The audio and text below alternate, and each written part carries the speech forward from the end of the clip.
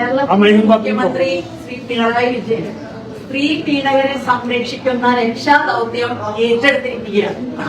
പരാതിയില്ല എന്ന് പറയുന്നിടത്ത് അല്ലെങ്കിൽ അത്തരത്തിലുള്ള സെറ്റിൽമെന്റിന് പ്രസക്തിയില്ല. കാരണം ഇന്നലെ മന്ത്രിയുടെ ഭാര്യ തന്നെ കേരള ജനതയോടായി പറഞ്ഞ കാര്യമാണ്, കേരളം കേട്ട കാര്യമാണ്. അതിൽ ഒരുപാട് കാര്യങ്ങൾ അതിലുണ്ട്.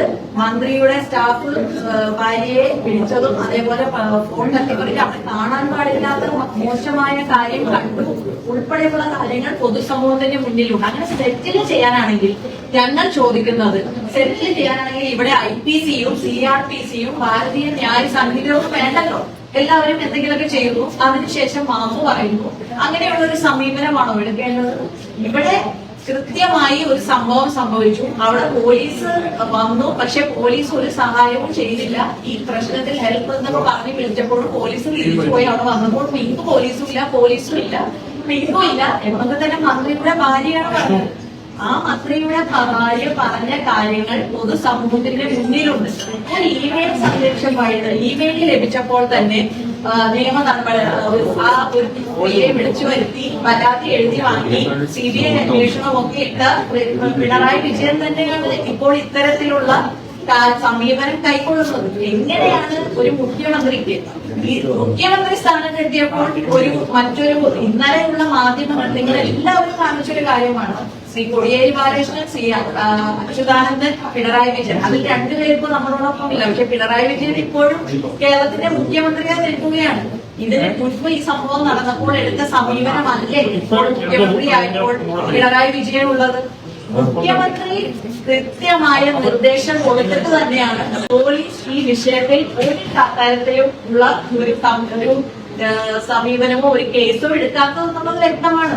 മുഖ്യമന്ത്രി പിണറായി വിജയന്റെ ഓഫീസും മന്ത്രിസഭയും ഒക്കെ സ്ത്രീ പീഡകരെ കുടിയിരുത്തുന്ന സ്ഥലമായി മാറിയിരിക്കുകയാണ്. ഇതൊന്നും സഹിക്കേണ്ട, ഇതൊന്നും അംഗീകരിക്കേണ്ട ഗതികേട് കേരളത്തിലെ സ്ത്രീകൾക്കില്ല. അതുകൊണ്ട് തന്നെയാണ് ശക്തമായ പ്രതിഷേധങ്ങൾ മന്ത്രിയെ പുറത്താക്കണമെന്ന് ആവശ്യപ്പെട്ടുകൊണ്ട് മഹിളാ കോൺഗ്രസിന്റെ ഉൾപ്പെടെയുള്ള സംഘടനകളുടെ നേതൃത്വത്തിൽ നടക്കുന്നത്. ഞാൻ DGPക്ക് പരാതി അയച്ചു കഴിഞ്ഞു. തീർച്ചയായും രാജിയിലുള്ള ആവശ്യം തന്നെയാണ്, മന്ത്രിസഭയിൽ നിന്ന് പുറത്താക്കണം എന്ന ആവശ്യം തന്നെയാണ് ഞങ്ങൾക്ക്. പിന്നെ നിങ്ങൾ ചോദിക്കുന്ന മറ്റൊരു കാര്യം, ഇവിടത്തെ വലിയ വാചാലകരായി സംസാരിച്ചിരുന്ന ശ്രീമതി ടീച്ചറെയും ശൈലജ ടീച്ചറെയും ഒന്നും കാണുന്നില്ല. മന്ത്രി ബിന്ദു ഇന്നലെ പറഞ്ഞത് എന്താണ്? ഞാൻ കാര്യങ്ങൾ പഠിക്കട്ടെ, പഠിച്ചിട്ട് ഞാൻ ഇതിനെക്കുറിച്ച് പറയാം. മന്ത്രി ബിന്ദു ഇതുവരെ ഇതൊന്നും പഠിച്ചു കഴിഞ്ഞില്ലേ? ഇത്രക്ക് കോംപ്ലിക്കേറ്റഡ് ആയിട്ടുള്ള കാര്യമാണ്. മുഖ്യമന്ത്രി പിണറായി വിജയൻ ശ്രമിക്കുന്നത് എല്ലാം കോംപ്ലിമെന്റ്സ് ആക്കി ഒന്നും ഇനി ഇതങ്ങനെ അങ്ങോട്ട് പോയിക്കോട്ടെ. ഒരു സൈലൻസ് അപ്രോച്ച് മുഖ്യമന്ത്രിക്ക് പല വിഷയങ്ങളിൽ നമ്മൾ കാണുന്നതാണ്. പ്രതികരിക്കേണ്ടത് പ്രതികരിക്കില്ല, ആക്ഷൻ എടുക്കേണ്ടത് ആക്ഷൻ എടുക്കില്ല. മുഖ്യമന്ത്രിയുടെ മകളുടെ അടുത്താണ് ശ്രീമതി ബിന്ദു മേനോൻ വിളിച്ച് പരാതി പറഞ്ഞത്. മുഖ്യമന്ത്രി എപ്പോഴാണ് ഇതുവരെ 4 ദിവസമായിട്ട് ഇങ്ങനെ ഒരു കാര്യത്തിൽ മുഖ്യമന്ത്രി ഇടപെട്ടിട്ടില്ല, പൂഴ്ത്തി വെച്ചിരിക്കുകയാണ്. ആ പരാതി പൂഴ്ത്തി വെച്ചിരിക്കുകയാണ്. അങ്ങനെ ഒരു ആഭ്യന്തരമന്ത്രിയാണ് നമുക്ക് വേണ്ടത്.